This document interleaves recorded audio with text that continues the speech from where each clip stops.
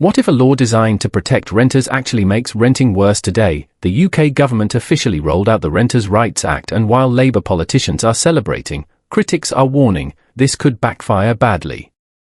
Let's break it down. For years, landlords in England could use something called no-fault evictions, a legal mechanism that allowed them to take back their property at the end of a tenancy agreement. That system is now gone. Under the new law, most rental agreements effectively become open-ended. On paper, that sounds like a win for tenants: more stability, more security. But here's the problem. If landlords aren't confident they can regain control of their property when they need to, many may simply stop renting them out altogether. And we're already seeing signs of that. In the final weeks before the law came into force, thousands of landlords rushed to issue eviction notices, trying to avoid getting locked into the new system. Why?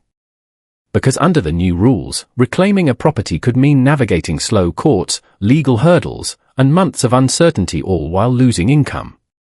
Now add another twist. The Act also bans tenants from offering rent upfront or bidding above the asking price. That might sound fair, but it changes how competition works in the rental market. Instead of competing with money, renters will now compete with something else: their profile. References. Income level. Rental history. And guess who loses out? First-time renters, especially young people. Without a track record, they may appear riskier on paper. And that means landlords are more likely to choose older, more financially secure tenants instead. But the biggest shift might be happening quietly, in how rent itself is set. The new law allows tenants to challenge rent increases through a tribunal. And while a case is ongoing, they continue paying the old rent. There's no penalty for challenging. No risk of paying more. So naturally many tenants will.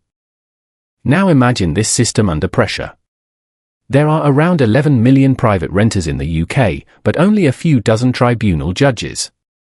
The result? A system that could quickly become overwhelmed, effectively freezing rents in practice. And when landlords face tighter controls, rising costs, and more uncertainty, many simply exit the market. In fact, hundreds of thousands of rental properties have already been put up for sale in recent years. So instead of fixing the housing crisis, critics argue this law could shrink the rental supply even further. Fewer homes.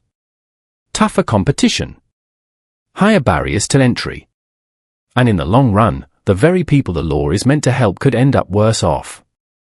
Today, there's celebration in Westminster. But the real question is, in a few years, will this still look like a victory or the start of a much bigger problem?